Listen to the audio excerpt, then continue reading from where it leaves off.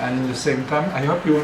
My English is not so bad. My accent is so-so, but I hope you will understand me.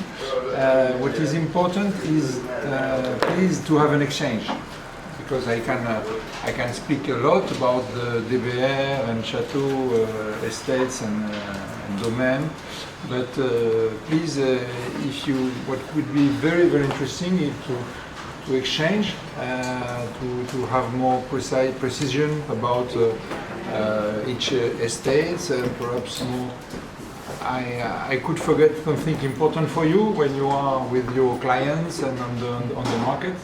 And, don't hesitate to ask question. It will be better for you and more perhaps interesting for the exchange. Then, as Cedric said, I am in the company for 25 years now. I begin in Château Lafite with Charles Chevalier, the past manager of the estates, and I worked during 10 years on Lafite, Rieux-Sec, Évangile, and Duart-Milon, the estate I manage today. I work there at this time as a technical responsive of quality.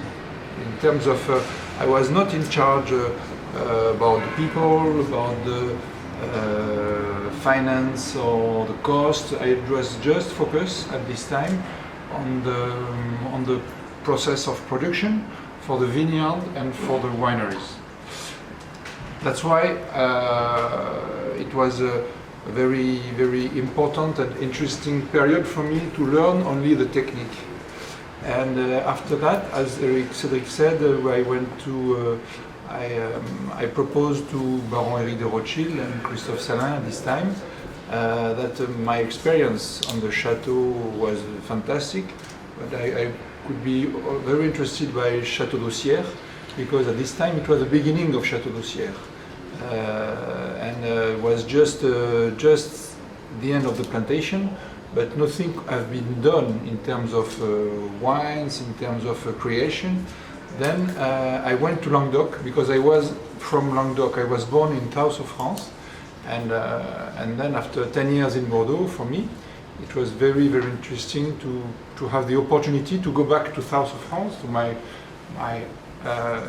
country, and then to create these estates for DBR, and that's why I stay there and I live there with my family. Perhaps you don't go yet in Château d'Aussière, but it's a very nice place, and I live there for 4 years in Narbonne, in Languedoc. And after 5 years, I have also the opportunity proposed by Baron Éric de Rothschild to manage from France. I never live in Chile or in Argentina, but from France, I have the opportunity to become the supervisor of consultant, un petit peu, technical manager, consultant for the Chile, for the Argentina, Los Vascos and Caro, and also for the project in China. The wine is not there on the table, but now the wine is existing. And we could speak about that of course after. And 3 years ago, after this complete experience in all the DBR estates, I come back on the Château Bordeaux, and today I'm based in Château Lafite, and of course I manage the other estates, Évangile, Duart-Milon and Rieux-Sec, but it was not possible for me to continue to manage the foreign estates, because my job in the foreign estates was I was very present, not on site, but technically present, and it was not possible to follow. That's why we decided to ask to Olivier Trégoat, who is today the manager of the foreign estate, to came in the company. He was just a consultant before, And when I come back to the Chateau Estates, we decided to propose, and he accepted to be my successor on the foreign estates. Then I will not. Probably it's not necessary to speak about the history. Did they know the history with the? Of the estates? Necessary? Just dive into the one. The history of the estates? In 2 minutes then. In 2 minutes. Yeah. You know the history of the group become of course with Château Lafite in 1868. Then it was the first time the Rothschild have decided to buy an estate, and Baron James de Rothschild then bought Lafite in 1868. And until 1962, Château Lafite was the only estates belonged to the Rothschild family. It was a great estates, but they have only one. And how much did you pay for it? Excuse me? How much did you pay for it in 1868? I will answer to that. That's a difficult question, but I will answer. I think that we control 44 million francs. I don't know if it was expensive or not. That's a shit. But what I know, it was a very long to have profitability, because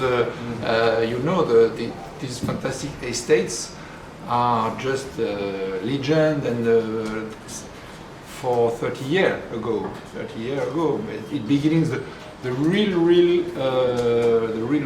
fantastic success begin at the middle of the 80s, before of 1980. Then before they were famous, but in terms of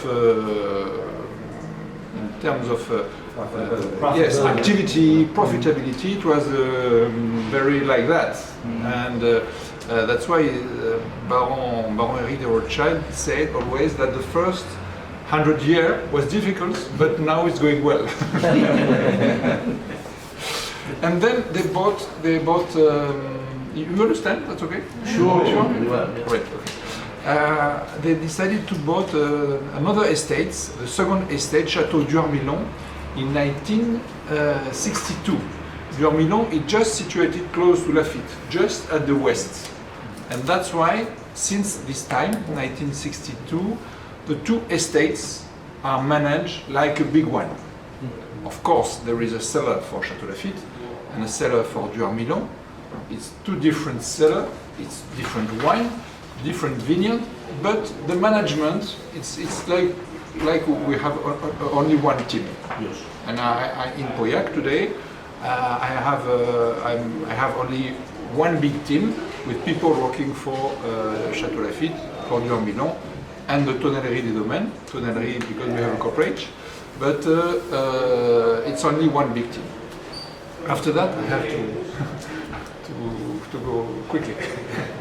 After that, in 1984, Baron Henri de Rothschild, because the Château d'Urmillon was bought by the uncle of Baron Eric, Baron Élie de Rothschild, and the first purchase in France of Eric de Rothschild was Château Rieux-Sec in Sauternes. First growth, fantastic estates, very close to Yquem, just at the east of Yquem, and then it was in 1984. After that, it was l'Évangile in 1990. The four estates then was bought. The two other estates was bought in 84 and 90. And in the same time, Baron Eric began to think to grow in another country. And that's why in 1988 he decided to create a joint venture in Los Vascos. And at this time they were the first non-Spanish company, because the first to go in in Chile was Torres from Spain. I think they began in 1985, and 3 years after, Baron Eric decided to buy and create this joint venture in Los Vascos. At this time, Los Vascos, we will speak about with more detail, was only 200 hectares, and today it's more than 700. Then it's a great, big estate. And after that, 10 years after Los Vascos, in the same time, Baron Eric decided and Christophe Salin decided to buy 2 estates in Languedoc, Château d'Aussière, in 1999 and 1999, yes. And almost in the same time, they decided to buy Caro in Argentina and to make this joint venture with Catena, the Catena family. That's why the name is Caro, Catena and Rothschild. And then today, this is all the estates. And the very last, I was particularly in charge at the beginning, was the project in China. It begins, the reflection begins in China in 2005. The company was created in 2009. The first plantation was in 2011, and the first wine, the first blend, enough qualitative for us, because we are producing wines there since 4 years, but the quality is not good enough. And the first blend will be present and sell at the end of the year, this year, 2019, oui, comment on dit, 2019, 2019, and because today the quality is at the Good standard, enough, sure. yes, good enough for our standard. But for instance, for the beginning, it will be only sales in China. And which vintage will be the first? That is presented in 17. 17 will be bottled in a few months, and then will be present and sell at the end of the year. It's Cabernet and Chardonnay. It's no, there is no white today in China. We produce only red. It's mainly Cabernet, but also Cabernet Sauvignon with Cabernet Franc, Marcelin, French interesting grape, and a little bit of Merlot, Petit Verdot. You know, we can't speak too long on this wine because it's very interesting. For us, it was a real lab. Yeah. Because when you arrive in Languedoc or in Chile or in Bordeaux, and you are a wine producer, you know what to do. And the minimum is to do like the other. And then you can, you have your own experience, and then you can do, you see, you taste, and you can do the same to the other people. When you arrive in China, you find nothing. There is no wine, no history, and no experience of good wine. They are only great producer, and then you have to construct everything. That's why even with a great experience, it's important to consider for us that this vineyard is a sort of lab. To try before what is good, what is bad, because when you go to California or Bordeaux, you know that Cabernet Sauvignon is good. When you go to China, you imagine, because you have experience, you see the climate, but it's difficult to be sure. Then it's a lab, and if this lab is working well, in the future we will grow with more certitudes. More secure. Yeah. Secure. Yeah, yeah.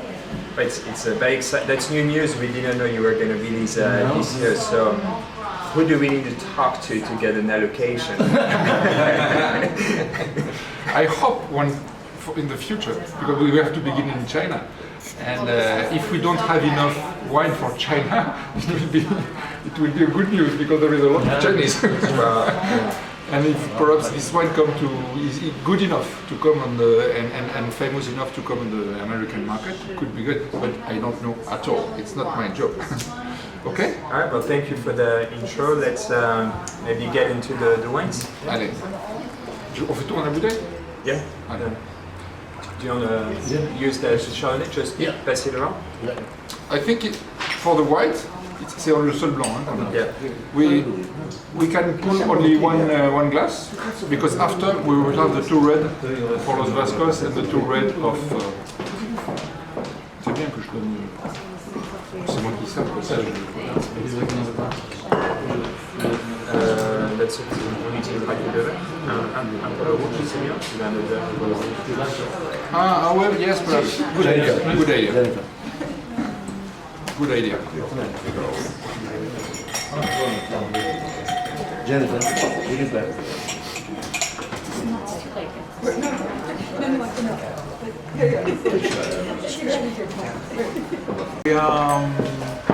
It's the total estates is 44,000 hectares. It's incredible big estates situated 2.5 hours in the south of Santiago and in a valley called Colchagua. It's an interesting valley because it's a hot valley, but in the same time you can receive the Pacific Ocean is not so far, and like it is in California, Pacific Ocean is cold.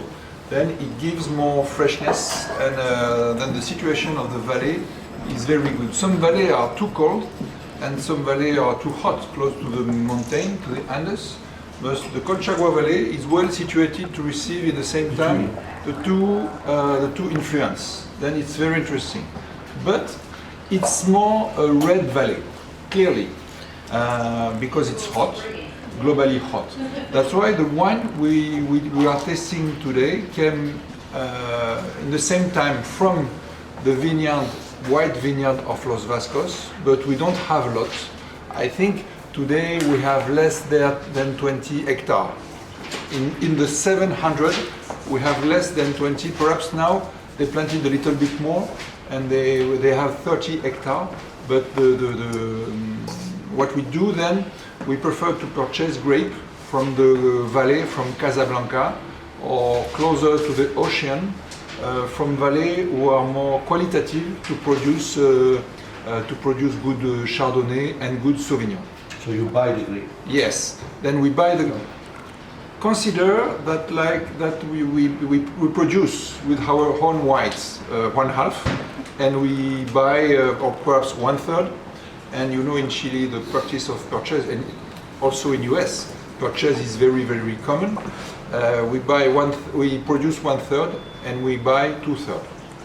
Because only with our grapes from Chardonnay or Sauvignon, for the quality will be little short, because our valley and estates and soil are more adapted to produce good reds. Okay? And then we can discover the wine, and after we'll taste the red. And this is the vintage 18, the last one. So all of the vintages is what you currently has in stock, what Laber has in stock. So those are the current vintages.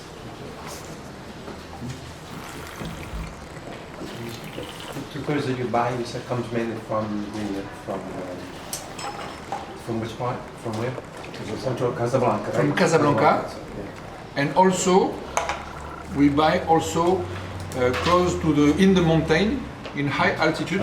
It's more cold. We have two possibilities. In the past, it was mainly Casablanca, but now it's the quality in Casablanca. Casablanca is close to Valparaiso, and it's the great area for whites, for Sauvignon, for Chardonnay, and also for Pinot Noir. But now the quality, because they have problem of water, they have problem of worker, and with the pressure of construction, the vineyard is like that. So then we decide to find new partner to produce a wine in order to increase the quality of our production. Yeah, you don't buy for the big winery. You buy for the small producer, correct? It depends. Depends. It depends. Each year you change. Yeah. No, we don't change. We have different partner. It can change. But if we are satisfied, if it's going well, if the quality is good, we always work with them. We have a contract.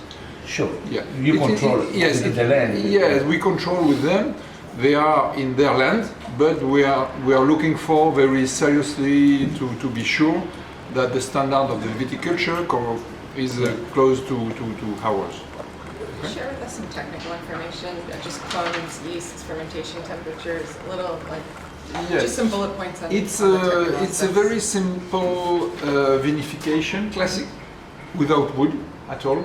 We are not fermenting in barrels. It's a classic alcoholic fermentation and with low temperature, around maybe 16, 17 degree. We are working after that on the lees, and of course the selection at the entrance is very serious, very controlled, and the wines are bottled everything is vinified in stainless tanks in little lots in order to make a selection. And And which yeasts are you using? excuse me. Can you give an example of a yeast that you're using? The yeast, the yeast. Oh, it's. I will say you. Okay. I will Yes, say to Cedric. I can note Thank that, you very much. but I'm not sure if you ask for me the yeast in France, I can answer. But the yeast, tu me notes les questions, Oui. and I will ask the winemaker.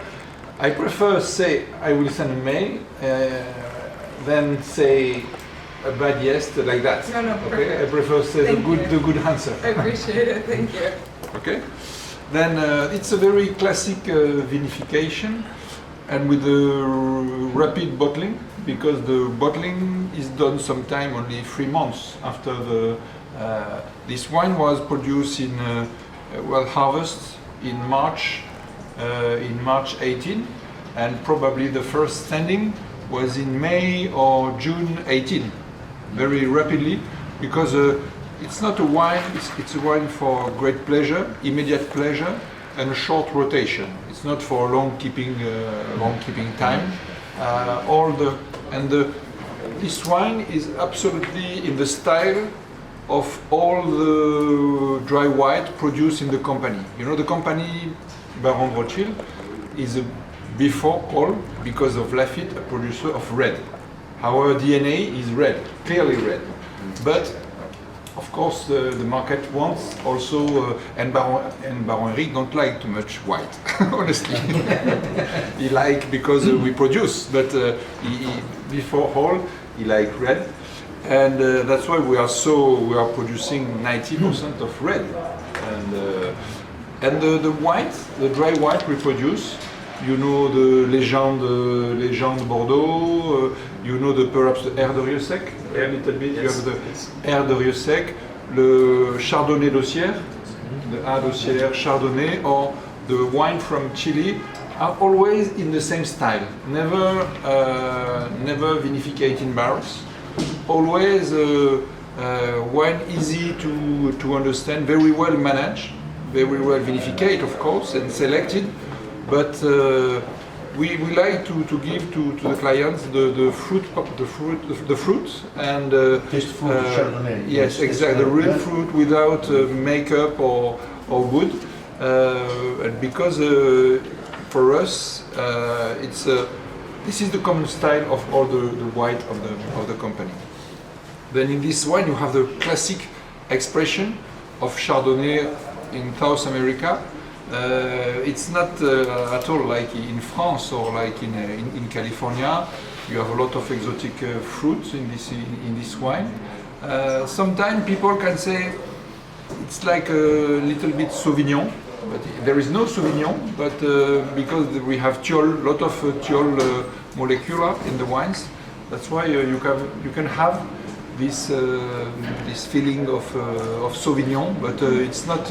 This is the natural expression of the Chardonnay in Chile.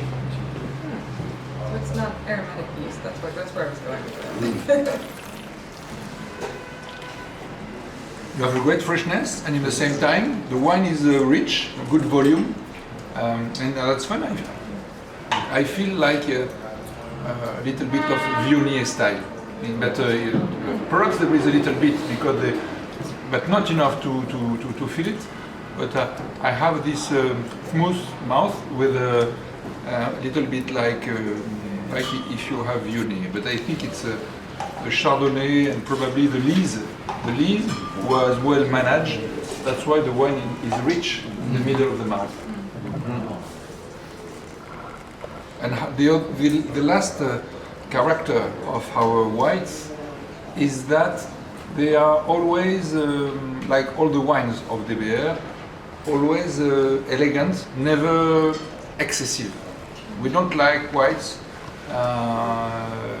who are too strong expression, who can kill the meal or the association with food. The whites in the company are very respective. That's why you can taste for aperitif, and it's also very easy to continue during the food with the food, and it's not exuberant. It's not exuberant like because when you have too much character, it's difficult with food because there is a sort of it's not matched with fight, and we prefer style like that, and which is very. I think they are very easy. Even our Sauvignon, it's very easy to associate with all entrants. When the people say, "What do you suggest for association?" I think with the wine we produce, the whites, and also the wine from DBR. We try always to make wine to respect the food. Then it's going well with a lot of entrants, salads with fish, but why not some charcuterie, comment on dit charcuterie. We didn't come up with our own. It's very easy. It's a great wine for breakfast. Yeah? It's a great wine. Why not? Why not? Just so we can make sure we get to everything if we could. Yeah. Okay. I just want to make sure we have time.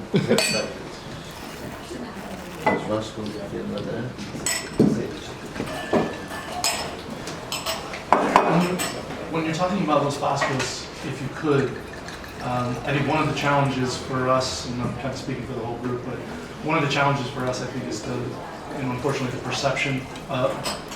perception of Chilean wine, unfortunately, in the United States right now, has gone down because of price point, because of some inferior quality that has come out. And we certainly love Claudio, but I think what we need to figure out with Los Vascos is what is, other than having a Rothschild name on the label, if there's any points of differentiation that increase, that are different from Amantes, that are different from some of those other high-end, or I would say quality producers in Chile. If you could let us know that would be one. Yes, I think clearly one point really important, is that in the past, and even to my experience in Los Vascos, the manager of the chateau in Bordeaux was in the same time the manager of the Bordeaux estates. Personally, I don't do that in the same time, but when I arrived in Los Vascos to manage during 9 vintage from 2008 to 2015, then I didn't produce the first 2016. and the 10 is 14. 14, yes. Okay, I was in charge for the 10, but not for the Grand Reserve. And you have always in Los Vascos a strong transmission of Bordeaux experience, and particularly from Pauillac and Lafite. The first manager of Los Vascos until from 1888 to 2000 was the manager of Lafite. Then a lot of things was transmitted from Lafite experience. The idea was not to do Lafite in Chile. It was the idea was to make a great wine in Chile with a strong influence of Lafite. And after him, when I was in charge of Vascos, I was not in charge of Lafite, but I arrived in Los Vascos after 10 years of experience in Lafite. And what is very important to say to clients is that Los Vascos is managed like a chateau. It's a big chateau of 700 hectares, but it's really managed like a chateau in Bordeaux. It means that all the reflection about the terroir is the same. We did a pedologic map like we do in the chateau in order to select. Mm-hmm. We are the bigger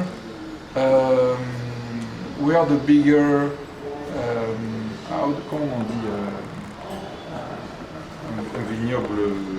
We are Single estate. single estates. We Landowner. are the bigger single estates, and 80% or sometimes 90 or 100% of all the range came from our estates. Sometimes when we the le 10 de Los Vascos always come from our vineyard. Grande Réserve only come from our vineyard, and 80% of the classic, the Cabernet Sauvignon, came from our vineyard. And when we need more, we can buy a little bit. But usually, all the company in Chile buy between 70-50% of grapes. We do that for the whites, but for the red, we are really working like a chateau, and almost all our production, all our wines came from our plots, our plots. And the plots we know very well with the pedologic map. And when we do, for example, when you do the blend in Los Vascos, the technique of blend is the same we practice in Château Lafite or l'Evangile. It means like we have all the bottle of the table, more than 100 bottles, but we begin to select the 10 de Los Vascos when, like we do in Château Lafite or l'Evangile, we make before the blend, and after we make, in the same tasting, we make the second blend and the third blend, but the technique is very close to French technique, but of course adapt to local production. The main thing very important, the other thing very important, and on what we don't have experience, is the irrigation. And that's why we learn a lot from the Chilean, because in France we are not irrigating. It's not allowed. When we discover the Chilean viticulture 30 years ago, and until to 10 years ago, they are always irrigating too much. And with our French thinking, we decide to make a lot of tries in order to reduce. Yeah. And today we are using less than 1/3 people usually use for irrigating, because and then that's why it makes wine more close to French style, with good stress, but not too much, because you know that when you are too dry country, like it is in California, you have to irrigate. But what is important is to give the just good quantity of water, because if you go too much, you make the standard. But when you find the very precise and good quantity of water to give, it makes that your wine is different. So would it be fair to say that Los Vascos also has a lower yield than its neighbors? Yes, Yeah, per vine. Le 10 de Los Vascos is produced around 8 tons of grapes. 8 tons Per hectare? 8 tons Hectare, that's low. per hectare. The Grande Réserve is between around 9, sometimes 10 tons. For Chile, it's nothing. Yeah. And the classic wine is made. You're Just very helpful. just to give a quick translation, you're looking at like three to 4 tons total per acre, and that is way less than That's high California. end. That's less than most It's not good. high end California producers are making. So. The enology now, because I've been in Chile Yeah. 10 years ago. Yeah. But the enology now, because I don't make salmon like French, they make crudo, but in Chile do put the Cabernet every you want, you know, I have to put Cabernet Yeah. on the top. Yes or no? Now it's changed a little the culture in Chile? Better or no? Yes, and in our company, Yeah, of you course. I think globally, yes, it changed. But we for that we are very serious. It means when we put Cabernet on the bottle, it's a real Cabernet in the bottle. And the other thing important is the vinification. We try to practice for all the range of red of Los Vascos, from Cabernet Sauvignon to Le 10, the classic vinification, red vinification we made in Bordeaux.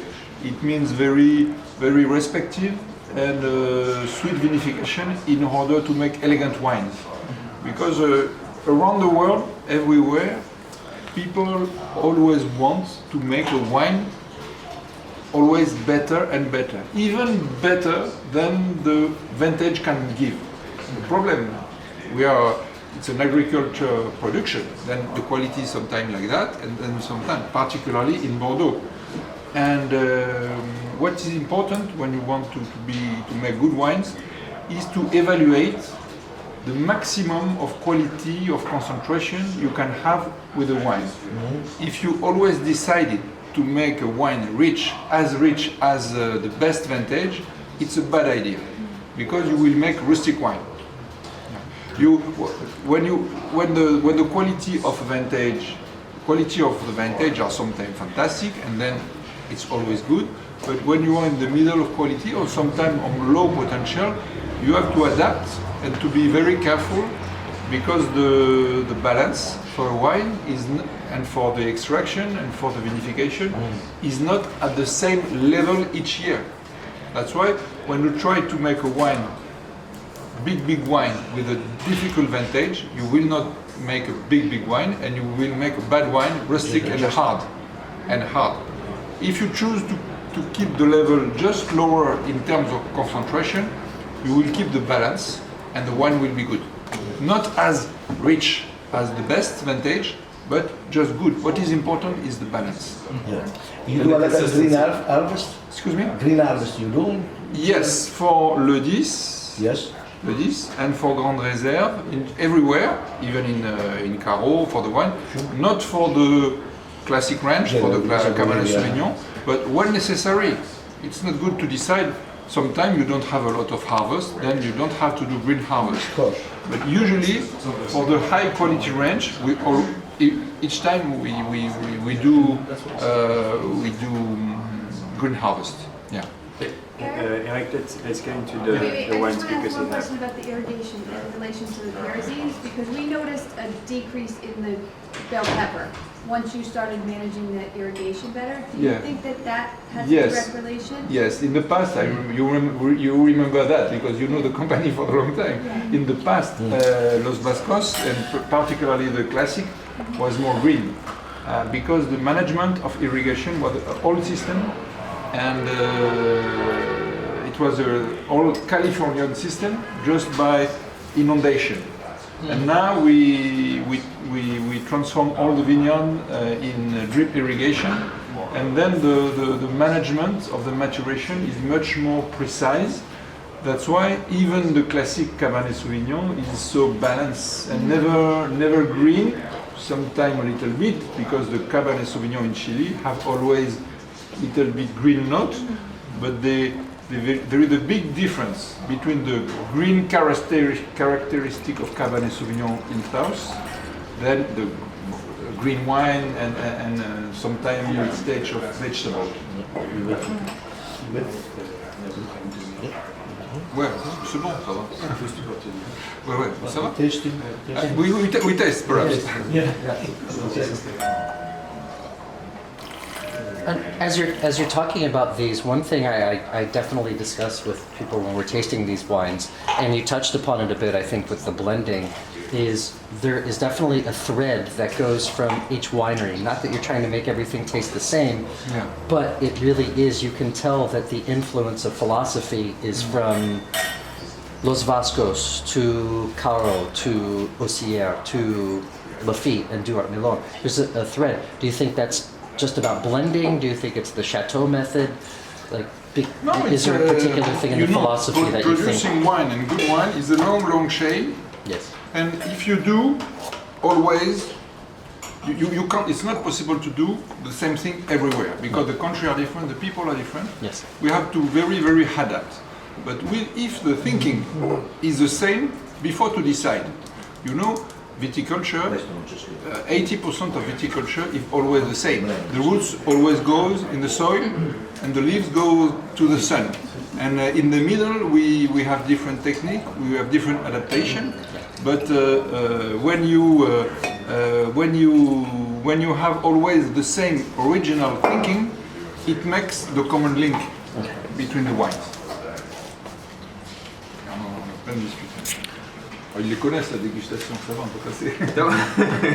Now, what we can say about Grande Réserve and the 10 is that Grande Réserve, you feel real Chilean wines, but with the French style, more fresh than you can have. It's also because you have the blend with the Carmenère and the Syrah. Le 10 is always more a high proportion of Cabernet Sauvignon, and you really recognize in le 10 the style you can have in the Médoc, the freshness and the long capacity of keeping, but it's never excessive. Always a little bit austere at the beginning, like French wine, but it makes that it gives to the wine the long potential for keeping. And last week in Los Vascos we test le 10 from 2001 and even 1996, and the wines are always present, not young, but always present. And you will never find wine in Chile age of 20 years always at this level of balance. What kind of wood do you use? Only French wood, and 1/3 came from our cooperage. That's the other thing that I think we talked about multiple times that we have to keep talking about is the fact that high percentage is coming from the cooperage hills. Yes. And Lafite. You actually made the barrel I yourself. have made the barrel, which was immediately remade because it was so terrible. But I think it's something that we have to discuss because again, it's that point of differentiation with these wines. We just have to keep talking about it. Are you saying they tried to stave you off from making more barrels? Yes, 100%. As a matter of fact, the gentleman whose job, when he looked at it, he literally went like this when he looked at the barrel. And had to repeat the entire thing. It was very embarrassing. I have showed it, I know, it's terrible. Argentina. Just to let you know one thing, guys. So for the 30-year anniversary of Los Vascos, they're producing like amazing, beautiful mixed cases of all the vintages. Diego was just in Chile last week. We're going to bring in 150 cases of those amazing mixed cases, which are going to include vintages of 96, 2004, 2007, 2009, 12, and 14. We're buying those $500 a case of 6, so it's it's like amazing. Yeah. Like Diego saw them, and they're beautiful as well, right? You see it's with the cases there is a tablier, comme on dit. Like aprons. There is an apron, and they transform the apron to carry the cases. It's it's a great idea. That's awesome. You can take your cases on the shoulders. Beautifully done, and we felt like for like prestige accounts, like steakhouses, to explain, that's not your typical Chilean wines. But I think that's also and the a great, potential of aging. to Bobby's point earlier, that when you're showcasing previous vintage and you're showing the life of a chateau, you establish yourself as a hierarchy instead of we're just making bulk Chilean wine. Yeah. I think that part can really help it turn into something different and be prestige. The wine list. Yeah. And there's the proof. Then j'avance. Yes. The other part that we have to discuss too is Merci. for a winery that's this large to produce fuel melt. True. I mean, it's, when you look at the huge, and I don't mean to keep using it, but it's right next door. With Montez being next door, I think the fact that the winery is this big and they're producing this few labels, I think is a selling point. I really do. Yeah. Like Yeah. Montez has We could be like doing 5 something different more. levels of wine. Yeah, You have yeah. the classic. You have the. This you is have the other difference. Yeah, you have the classic, then you have the middle, then you have 2 label, then you've got the purple angels, and it like, how is that fruit getting decided? How are they deciding which fruit is going into what, and how are they deciding that price? Yeah. Right? To be able to say that 80% of what we're doing is going into the classic, 100% in with these, 100% in the reserve, I think is a. Caro, Bodegas Caro. Okay. Yeah. I will try to be more short on Argentina, but it's easy. It will be easy because in terms of viticulture, Argentina is more simple than Chile. Not simple. Don't means less good. It's very different because it's more simple. The vineyards are concentrated between Mendoza and the south of Mendoza, and the influence of the Malbec is really important, and Cabernet Sauvignon just came to complete the Malbec. But the base, only the difference was in the Caro. It's Caro. Which vintage of Caro is it? 16. One 16, yes. The 2 vintage are 16, and there is a specificity in the Caro. But usually our wine in Chile are a more important base of Malbec completed by Cabernet Sauvignon. Caro 16 is different. Then this joint venture is in Argentina is very different from Los Vascos because we have only today less than 30 hectares. And the total production is around 50,000-60,000 cases. Compared to Los Vascos, who makes 10 times more. Then it's 2 very different projects. I will say that the project of Caro is more concentrated on premium wine than Los Vascos.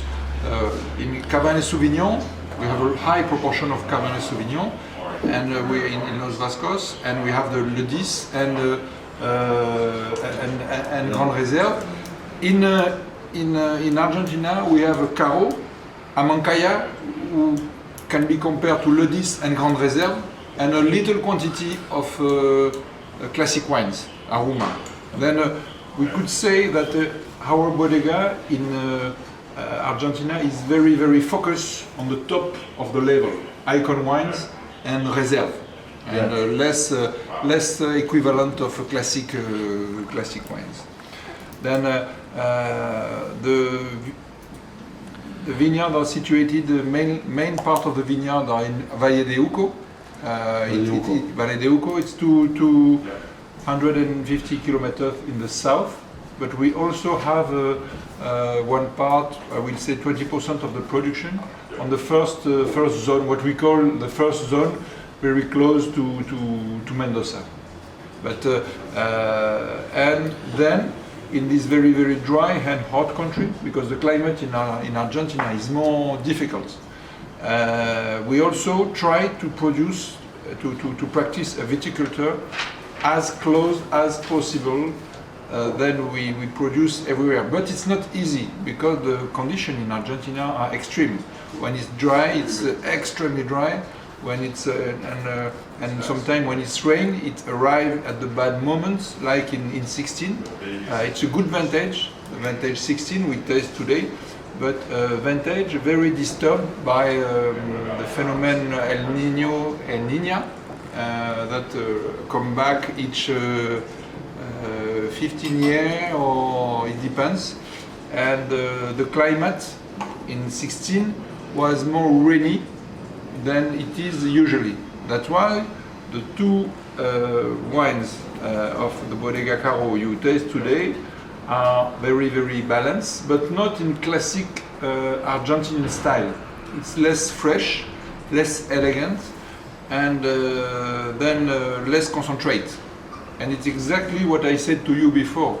When the vintage is different, you have to adapt your vinification. Sure. Because if you, with this vintage 16 in Argentina, if you try to make the classic style of Argentinian, you will make no balanced wine. Then we prefer to make less extraction and to harvest earlier and to have another balance, different, but more adapt to the vintage. How are you achieving less concentration, less time in from fermentation, or less pump-over? Yes, less. You can make short maceration, or you can decide to make less. You feel that when you taste each day, or sometimes 2 times per day, all your tanks, you feel when arrive the first hard tannins, and up you decide to stop. It's like when you cook, you put the salt and okay, there's too much, I stop. Adjust. Yeah, you adjust. When you want to make your tea, or you put you taste. Some people like long maceration of tea, Right. other people like.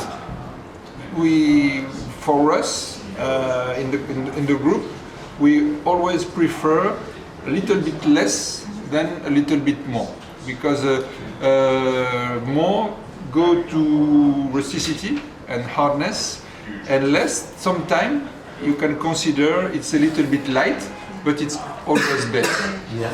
Always better. And this is the great philosophy of the wine of DBR. Just to understand roughly how long is maceration, how many days, just to understand what you mean by that. Usually in Argentina, 20 days are enough. So in relationship to the Catena family, Yeah. on this particular vine, Yeah. is one family a little bit more predominant? How do you kind of go about decision making? So It's this a is good much question. heavier cab version than we've had last vintage. So like, how do you two? Yeah, it's a good question, because the joint venture is 50-50. Then everything is supposed to be 50-50, the decision, the cost, the money, everything, and then it's a negotiation, and it's working well. It's a good big company in Argentina, and we are an important company in the world. But it's working like that. It's working like that, and going well. Sometimes it's more difficult to have decision.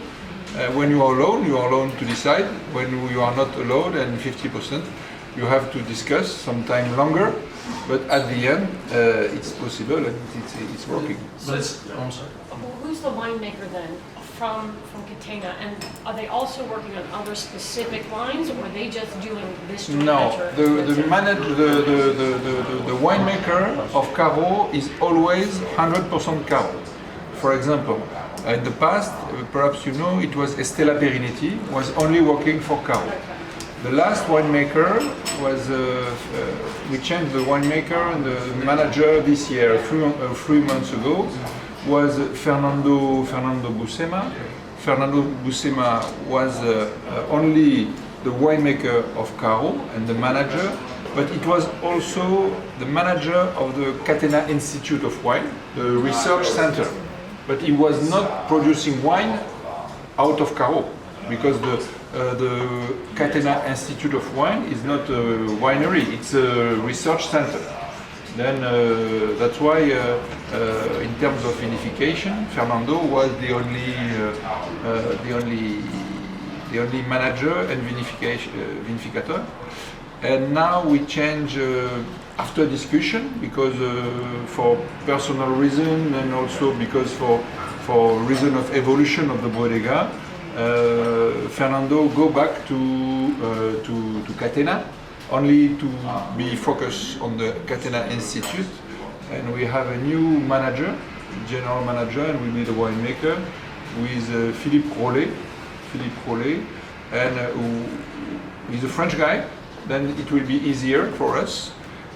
French guy living in Argentina for 20 years, marry and French, almost Argentinian guy, almost both nationality, and it's a new thing for us, for the bodega, and probably will be better to improve and continue to grow the volume and the quality of the bodega. But Fernando, we had a chance to speak to him.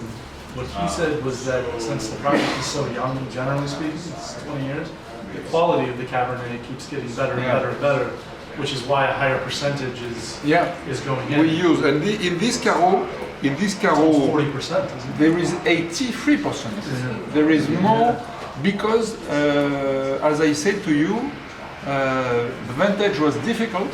Then that's why they consider that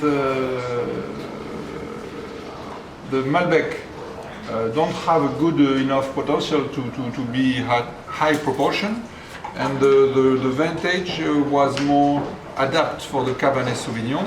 That's why they decide to change the classic proportion. In DBR, in the company, that's another specificity of the company. There is never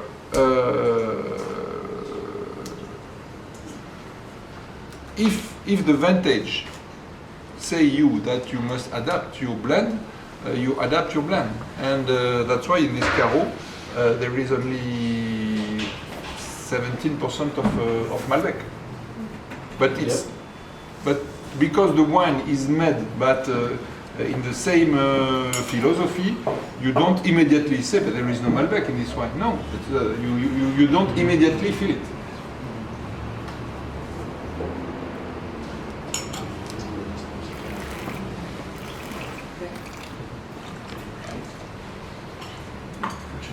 In Argentina, this is probably the country where, when you compare our wine from other wines, they are very, very, very different. Because in Argentina make sometimes always heavy wine, little bit heavy, strong, very, very smooth. Our process of viticulture and vinification makes that our wines are very different from the other. When you make the tasting, compare with other bodega, the wine from Caro, and particularly Caro, is always easy to find, even by blind tasting. For Los Vascos it's different, but by blind tasting, Caro is always spectacularly different from the other winery.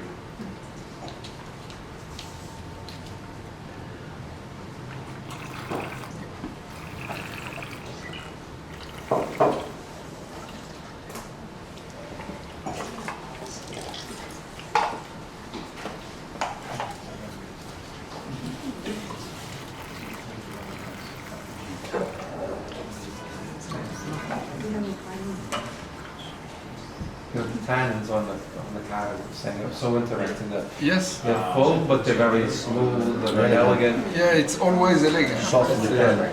pen. With a so difficult vintage.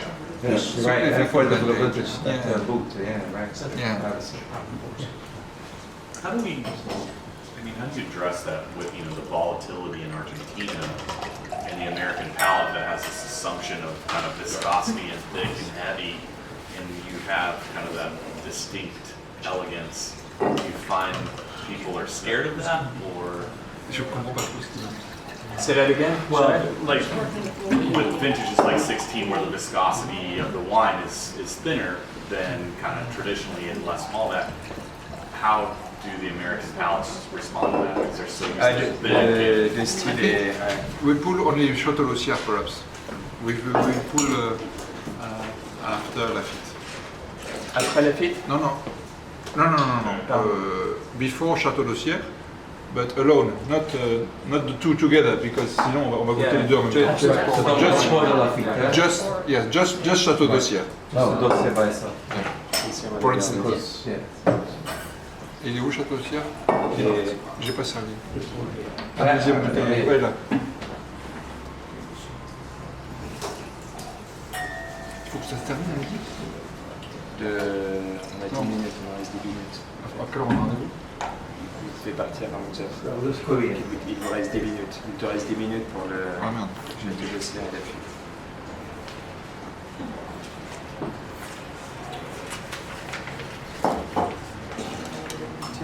On fait quoi? On fait en quelle heure? So now is a new very world. Then So Château d'Ossière. Château d'Ossière 15. You have a. Perhaps we can begin because in order to not to be too long, I will begin. With the wine in the glass. Château d'Ossière 15 is probably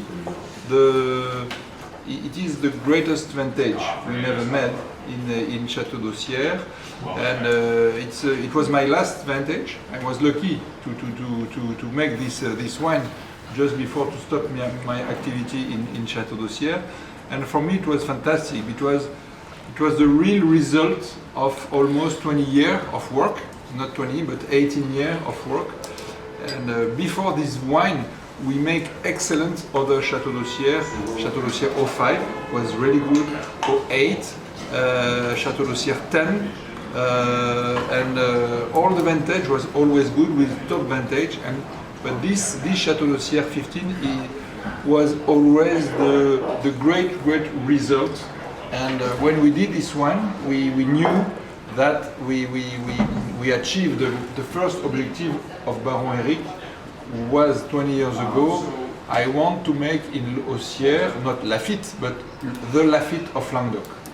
And we know, personally I feel that for a long time, but the real final objective of Baron Eric wanted at the beginning is probably in this glass of Château d'Ossière 15, because you have all the characteristic, the charm of Languedoc wine, and with strong personality of DBR wine, with a great freshness and a great elegancy. And what is very fun in Languedoc is when the people taste our wine, they always said, okay, we feel that your wine is a Languedoc because you have a strong expression of Languedoc, but in the mouth it's so different because it's too elegant to be a Corbière. No, it means that it's possible to make elegant Corbière with the same process of viticulture and vinification I explained to you in the beginning of the tasting. Yeah. And in this blend, you have, I think, 60% of Syrah. Then Syrah is always the important base of Château d'Ossière blend, and very well complete by Mourvèdre, which is a difficult grapes to grow. But when Mourvèdre is good, it makes great wines, and you have a 28% of Mourvèdre in this wine, and completed by 8% of Grenache, and it's a real GMS. It's a GSM. It's a real GSM, like you like to say. The Mourvèdre, what do you give the wine? The color, what do you give, the tannin? It gives, you know, for me, Mourvèdre give the power of not the balance, the potential for aging. Yeah, it gives the tannins. It gives something like comment on dit la colonne vertébrale? Colonne vertébrale. The backbone. Yeah, the backbone. Yeah, the structure, the backbone. Yeah, it gives the colonne vertébrale. The wine sometimes Syrah is really nice, very interesting, but for long future is sometimes rapid evolution. The Mourvèdre, when you can complete the blend with Mourvèdre, it makes the structure and the colonne vertébrale du vin. It's very important. Very important in this wine, yeah. I guess it's always around 30%. Always around 30% in Mourvèdre. 20%. 28 this time, but I mean, but you don't go. over When it's 12. possible, it's always good. Sometimes it's only 15 Okay. because when it's a very late grape, Mourvèdre is a very late grape, arriving at the beginning of October, You have it, when So you can't wait this long. when you it's not possible to wait until to October, they are less good, and then you can't have a so high proportion. But high proportion like that in a blend is absolutely perfect for the wine. You feel that the wine today is very, very young, and but already open, perfect to taste, but with a great potential for the future. Auxerre is a very interesting estate because it's a cold, as you probably know. Auxerre is situated in the Font-Froide Valley, and the Font-Froide Valley means a cold valley. Cold valley, and in the past, this place 30 or 40 years ago was not very adapted because it was too cold. But today, with the change, with the global warming, it's excellent. But because we are always preserved from a very, very high temperature. We are on a north foothill, globally, north foothill, that protected from the sun and from the low, high temperature from the south. And it makes the real difference of Château d'Auxerre. Of course, we also have our process of production of wine, but the situation very cold of the estate is fundamental and very strategic in the Languedoc. It will make always a wine more fresh than the neighborhood. And that's the great difference. You must have a very special place in your heart knowing that you were the... Of course, because I was in charge. We can... But these two and Caro too. Auxerre is special for me because I live there. I live there. It's a beautiful estate. You control every day. It's a special estate for me. It's a very, very... It's beautiful, just beautiful, very savage. It's a big valley with foothill. There is a lot of wood, with olive grove. It's real.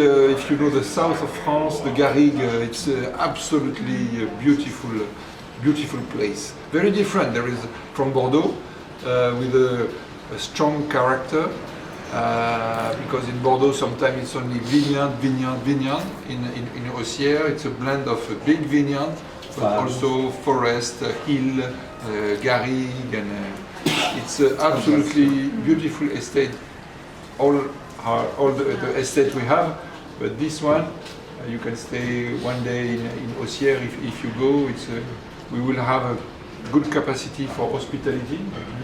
And l'équipe est pas venue, les équipes sont venues pas encore? Not yet, but... TFS sont venus de notre côté? No, but there's going to be a couple of trips this year. Thanks. What's the altitude? How high? Not so far. It's 100 between 90 and 130 meters. It's a big estate. There is 40 meters of difference, but we are very close to the Mediterranean. Right. The sea, by distance bird flight, is less than 20 kilometers. It's very close to the sea. But yet, so it's a cold climate. That's what's so fascinating. Yes, it's cold because we are north, and the valley is very protected, and so cold. Compare, of course, it's less cold than in Bordeaux. Right. Less cold than in Bordeaux, but so cold compared to the other. And I was living there. It was very clear when you come back from the other place on the car. You see the difference of temperature. It's always between 1 and 3 degrees less than all other place. Very clear. So, what was the total production up to 2015? To 2015, they produced more than 10,000 cases. Château d'Auxerre, yes. The global estate is much bigger, and produce the global estate today produce close to 200,000 cases.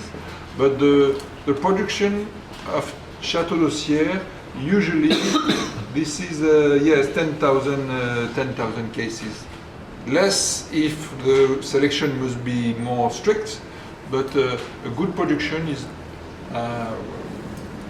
10,000 cases of 12. So when we do come to see you, you will have some of those bottles on site for us, yes? On en a plus, pourquoi? To keep, yeah. Maybe we come in and bring something there. Yeah. Non, pour garder parce que c'est des petits produits pour le Château d'Aussière. Mais je crois que celui-là,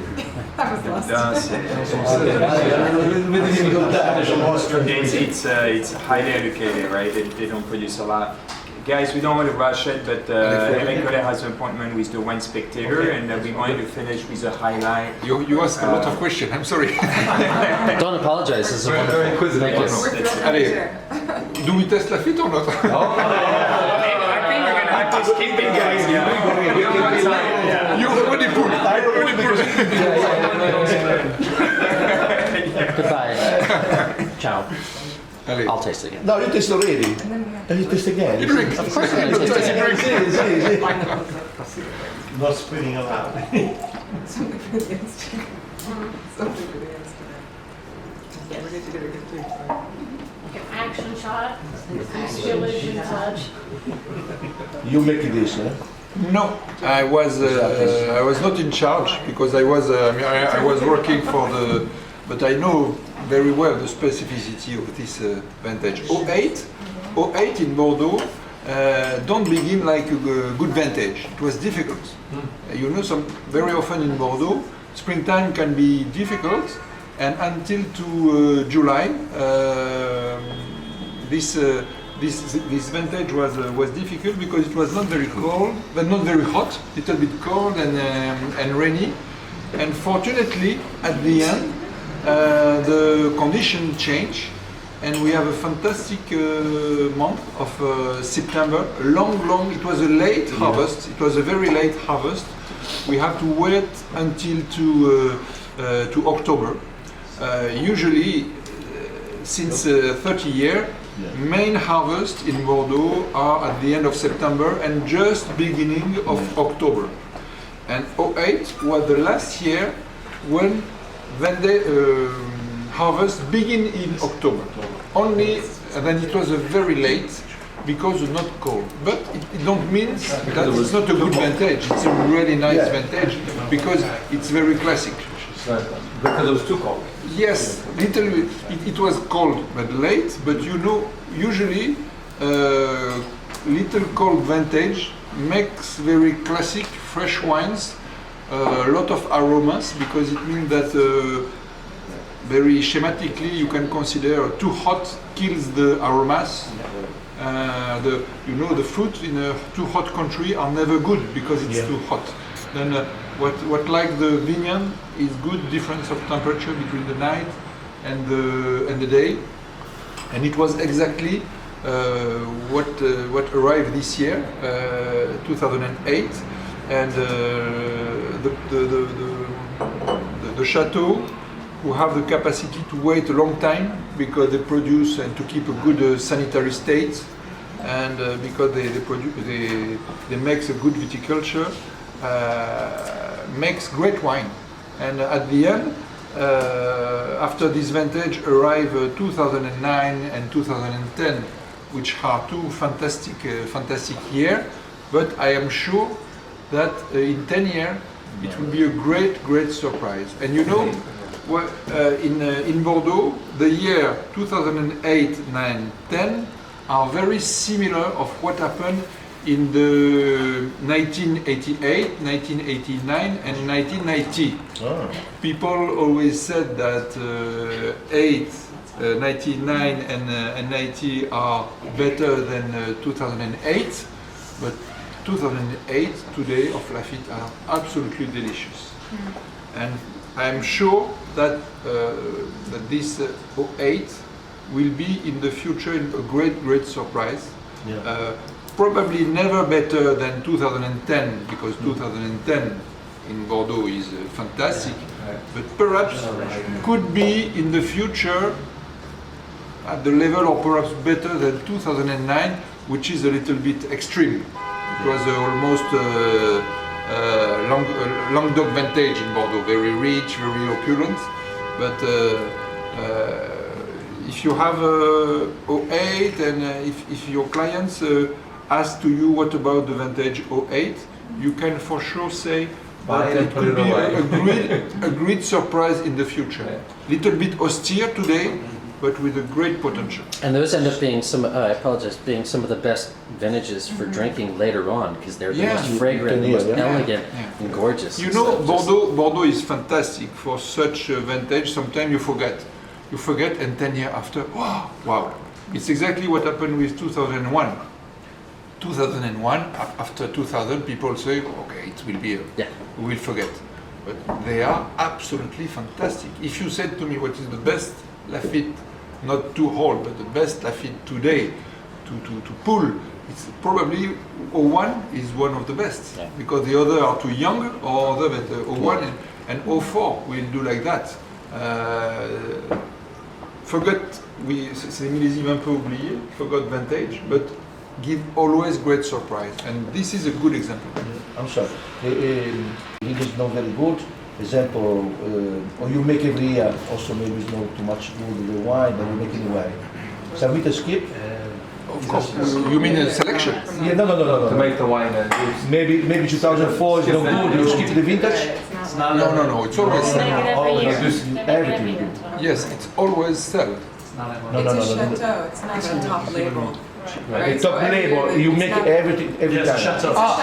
It's a Yes, we usually, but you know clearly, if 1 year, I understand. if 1 year, it never happens, but if 1 year we have absolutely terrific quality, we could decide not to produce Lafite.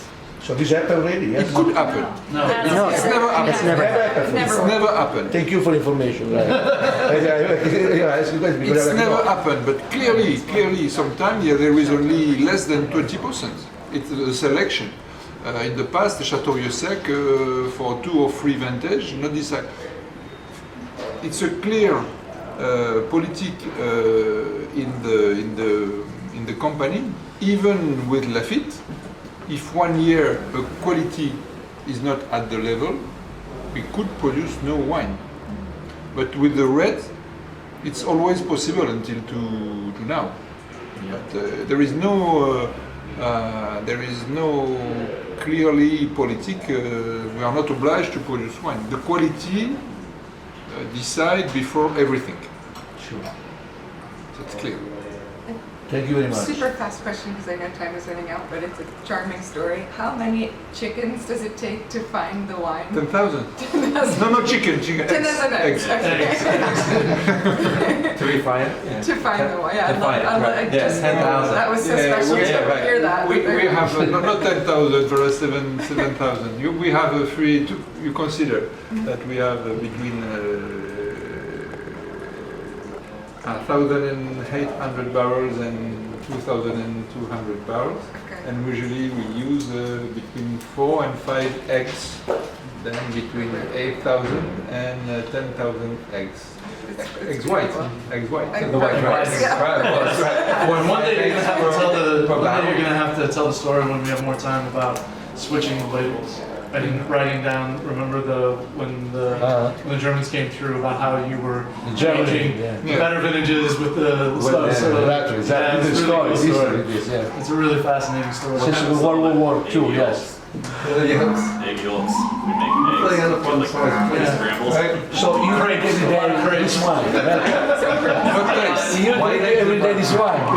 You taste the wine every day. Super fast. Guys, let's do a I'm sorry, it was too short. Thank you all so much. Thank you. It was too short. Absolutely. do a really quick picture if we could. Yes.